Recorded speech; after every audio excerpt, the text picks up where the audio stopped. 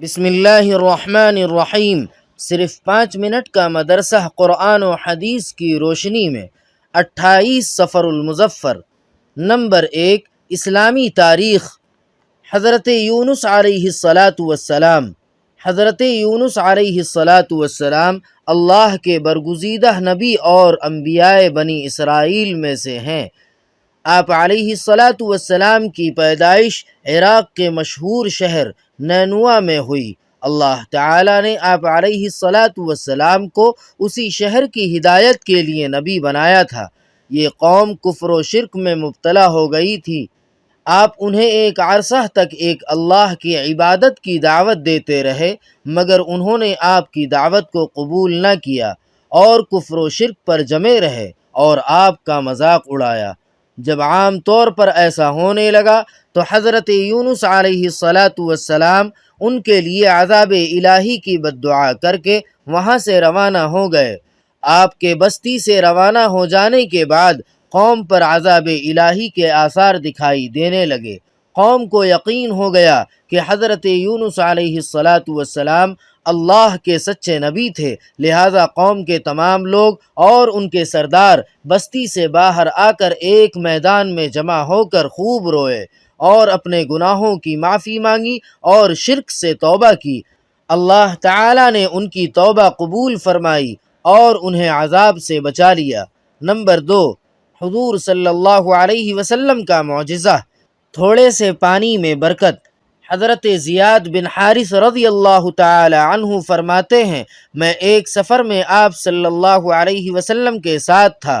دوران سفر آپ صلی اللہ علیہ وسلم نے مجھ سے پوچھا، اے میرے بھائی، تمہارے پاس کچھ پانی ہے؟ میں نے عرض کیا، ہاں، مشکیزے میں ہے، مگر تھوڑا سا ہے، وہ آپ کو کافی نہ ہوگا۔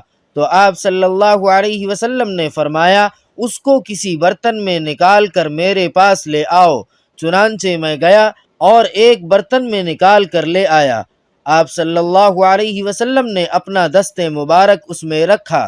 میں دیکھ رہا تھا کہ آپ صلی اللہ علیہ وسلم کی انگلیوں کے درمیان سے پانی کے چشمے فوارے کی طرح پھوٹنے لگا اور پھر سب نے اس سے وضو کیا۔ نمبر 3، ایک فرض کے بارے میں۔ سب سے پہلے نماز کا حساب ہوگا۔ رسول اللہ صلی اللہ علیہ وسلم نے فرمایا، سب سے اول جس چیز کا بندے سے قیامت میں حساب ہوگا وہ نماز ہے۔ اگر وہ ٹھیک اتری تو اس کے سارے اعمال ٹھیک اتریں گے، اور اگر وہ خراب نکلی تو اس کے سارے اعمال خراب نکلیں گے۔ نمبر 4، ایک سنت کے بارے میں، گناہوں سے توبہ کرنے کی دعا۔ حضرت ابو موسیٰ اشعری رضی اللہ تعالی عنہ فرماتے ہیں کہ رسول اللہ صلی اللہ علیہ وسلم یہ دعا مانگتے تھے، اللہم اغفر لی جدی وہزلی۔ ترجمہ، اے اللہ، میرے جانے انجانے گناہوں کو معاف فرما۔ نمبر 5، ایک اہم عمل کی فضیلت، مسجد سے کوڑا کرکٹ دور کرنا۔ رسول اللہ صلی اللہ علیہ وسلم نے فرمایا، مسجد سے کوڑا کرکٹ صاف کرنا بڑی آنکھوں والی حوروں کا مہر ہے۔ نمبر 6، ایک گناہ کے بارے میں، قرآن پاک کو جھٹلانا۔ قرآن پاک میں اللہ تعالیٰ فرماتا ہے، اس شخص سے بڑا ظالم کون ہو سکتا ہے جو اللہ پر جھوٹ بولے اور جب اس کے پاس سچی بات یعنی قرآن پاک آئے تو اس کو جھٹلائے۔ کیا ایسے کافروں کا ٹھکانہ جہنم میں نہیں ہوگا؟ نمبر 7، دنیا کے بارے میں، رزق حکمت خداوندی سے ملتا ہے۔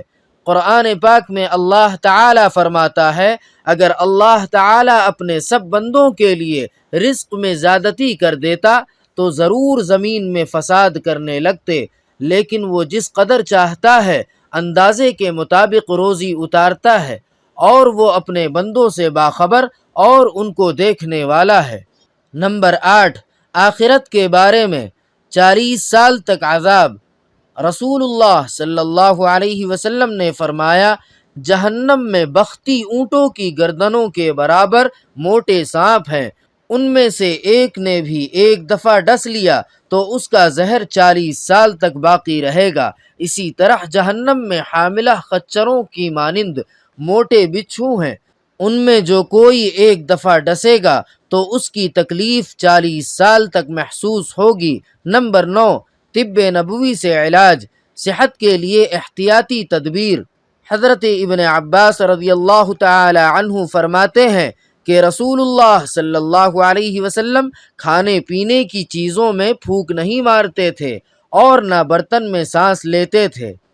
فائدہ: اطباء کہتے ہیں کہ جو ہوا سانس کے ذریعے باہر نکلتی ہے اس میں مرض کے اعتبار سے لاکھوں جراثیم ہوتے ہیں۔ جب انسان برتن میں 3 پھونک مارے گا یا سانس لے گا تو وہ جراثیم اس میں پھیل کر صحت کے لیے نقصان دہ ثابت ہو سکتے ہیں۔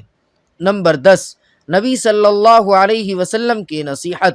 رسول اللہ صلی اللہ علیہ وسلم نے فرمایا، جب تم میں سے کسی کو چھینک آئے تو الحمدللہ کہے اور سننے والا یرحمک اللہ کہے اور اس کے جواب میں چھینکنے والا یہدیکم اللہ ویصلح بالکم کہے۔